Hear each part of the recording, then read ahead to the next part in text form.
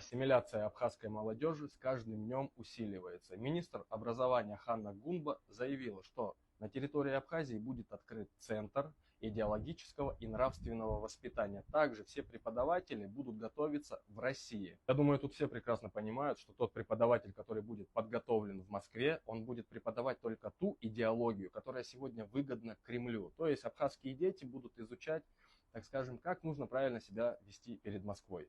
Также Кремль проявляет особый интерес к абхазским школам. На сегодняшний день Кремлю недостаточно того, что все предметы в абхазских школах преподаются только на русском языке, а также преподается сфальсифицированная история. Кремль готов направить своих представителей для того, чтобы полностью управлять всей системой образования Абхазии. Все это не игра за ширмой. Москва напрямую уже стремится к тому, чтобы через несколько лет ни один абхаз не смог сохранить свою идентичность.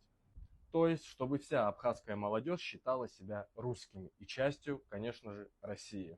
И если Кремль на сегодняшний день сможет реализовать данный план, то Москва сэкономит как финансовые, так и военные ресурсы на контроле данного региона. В общем, Абхазия превратится в одну из рядовых российских провинций, где о ней будут вспоминать впоследствии только тогда, когда начнется новая война или потребуется пополнить военные силы.